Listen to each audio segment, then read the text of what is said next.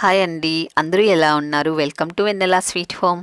సమ్మర్లో చాలా వేడి చేస్తుంది కదండి, చాలా నీళ్ళు దాహం వేస్తుంది, అస్సలు ఏమి తినబుద్ధి కాదు కదా.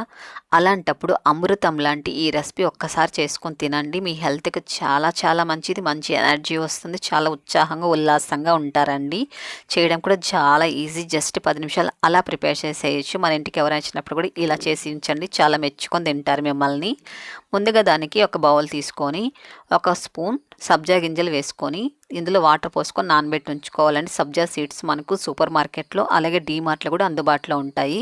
ఇవి ఒక 5 నిమిషాల పాటు పక్కన ఉంచుకోవాలి. ఇప్పుడు ఒక గిన్నె పెట్టుకొని ఇందులో ఒక గ్లాసు నీళ్ళు పోసుకొని స్టవ్ వెలిగించుకొని నీళ్లు బాగా మరిగించుకోవాలి. నీళ్ళు కాస్త మరిగిన తర్వాత ఇందులో 2 టేబుల్ స్పూన్లు సగ్గుబియ్యం వేసుకొని ఉడికించుకోవాలి. ఇలా కలుపుతూ ఉడికించుకోవాలండి, లేకపోతే అడుగు పట్టే ఛాన్స్ ఉంటుంది కాబట్టి ఇలా కలుపుతూ ఉడికించుకోవాలి. చాలా అంటే చాలా బాగుంటుందండి రుచి. మీరు ఒకసారి టేస్ట్ చేశారంటే ఇంకెప్పుడైనా సరే ఇలాగే చేసుకొని తినాలనిపిస్తుంది సమ్మర్లో. చూడండి, సగ్గుబియ్యం బాగా చక్కగా ఉడికిపోయింది. ఇప్పుడు పక్కన పెట్టుకొని చల్లారి పెట్టుకోవాలి. స్టవ్ పైన ఒక ప్యాన్ పెట్టుకొని ఇందులో ఒక పాలు పోసుకోవాలండి. చిక్కటి పాలు వేసుకున్నారంటే చాలా బాగుంటుంది. పాలు మరిగేలోపు ఒక బౌల్ తీసుకొని ఇందులో కస్టర్డ్ పౌడర్ 1 టేబుల్ స్పూన్ వేసుకోవాలి. వెనీలా ఫ్లేవర్ ఉంటుంది కదండి, అది తీసుకోవాలి కస్టర్డ్ పౌడర్ని. చూడండి, పాలు అనేది కాస్త మరుగుతున్నాయి కదా. ఇప్పుడు ఇందులో చక్కెర వేసుకోవాలి. మనకి స్వీట్ ఎంత కావాలో అంత చక్కెర వేసుకొని చక్కెరకు బాగా మెల్ట్ అయ్యేంత వరకు ఇలా మిక్స్ చేసుకోవాలి. ఇంట్లో ఏదన్నా పార్టీ ఉంటే కూడా ఇలా చేసి పెట్టి చూడండి, మిమ్మల్ని తెగ మెచ్చుకుంటారండి. మీ ఇంటికి వచ్చిన వాళ్ళందరూ కూడా అంత బాగుంటుంది. చూడండి, ఇలా బాగా మిక్స్ చేసుకున్న తర్వాత చక్కెర అంతా మెల్ట్ అయిపోయింది కదా.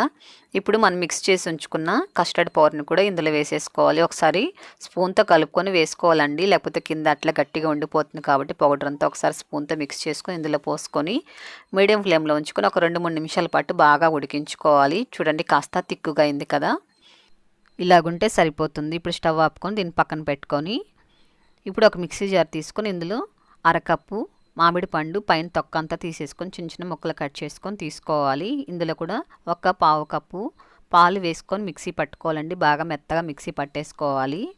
సరిపడినంత పాలు వేసుకొని మిక్సీ పట్టేసుకోండి. ఇప్పుడు ఒక బౌల్ తీసుకొని ఇందులో మామిడి పండు పేస్ట్ని ఇందులో వేసేసుకోవాలి. ఇప్పుడు చూడండి, బాగా చల్లగా అయింది. ఇలాగ ఉండాలండి, మరి ఎక్కువ చిక్కగా ఉండకూడదు. ఇప్పుడు ఇందులో వేసేసుకోవాలి. ఇలాగ ఉండాలండి, మరి చిక్కగా ఉండకూడదు, ఇలా కాస్త పలచగా ఉండాలి. నానబెట్టి ఉంచుకున్న సబ్జా గింజలు కూడా వేసేసుకోవాలి. అలాగే సగ్గుబియ్యం ఉడికించాం కదండి, అది కూడా వేసేసుకోవాలి. సగ్గుబియ్యంలో చూడండి వాటర్ ఇలాగుంటే సరిపోతుంది, మరి ఎక్కువ వాటర్ ఉంటే బాగోదు.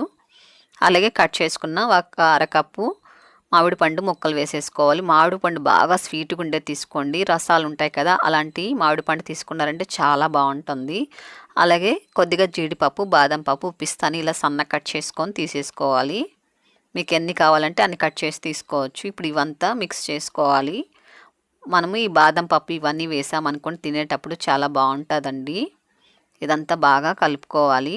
అన్నీ చల్లగైన తర్వాతనే మిక్స్ చేసుకోవాలి. మనము మామిడి పండుతో చేస్తున్నాం కాబట్టి బాగా చల్లగైన తర్వాతనే మామిడి పండ్లు వేసుకోవాలండి, లేకపోతే కలర్ చేంజ్ అయిపోతుంది, టేస్ట్ కూడా అస్సలు బాగోదు, కుళ్ళు స్మెల్ వస్తుంది. కాబట్టి బాగా చల్లగైన తర్వాతనే అన్నీ వేసుకొని కలుపుంచుకోవాలి. ఇప్పుడు బాగా అన్నీ కలుపుకున్న తర్వాత ఒక 10-15 నిమిషాల పాటు ఫ్రిడ్జ్లో ఉంచుకొని, మరి ఎక్కువసేపు పెట్టారనుకోండి అంత టేస్ట్ బాగోదండి. కాబట్టి కాస్త తక్కువ కూలింగ్లో తీసుకుంటే బాగుంటుంది, టేస్ట్ కూడా తెలుస్తుందండి. ఒక 10-15 నిమిషాల తర్వాత పిల్లలకి ఇచ్చేటప్పుడు ఇలా పైన కాస్త బాదం పప్పు, జీడిపప్పు వేసి ఇచ్చారంటే చాలా కలర్ఫుల్గా ఉంటుందండి. పిల్లలు కూడా చాలా ఇష్టంగా తింటారు ఇలా డెకరేట్ చేసి ఇచ్చారంటే. మీరు కూడా మీ పిల్లలతో ఇది టేస్ట్ చేసి అలాగొచ్చి నాకు తప్పకుండా కామెంట్ చేయండి. అలాగే మీ ఫ్రెండ్స్కి, మీకు తెలిసిన వారందరికీ ఈ వీడియోని తప్పకుండా షేర్ చేయండి, లైక్ చేయండి. మొదటిసారి మీరు కనుక మన ఛానల్ చూస్తున్నట్లయితే తప్పకుండా మన ఛానల్ని సబ్స్క్రైబ్ చేసుకోండి.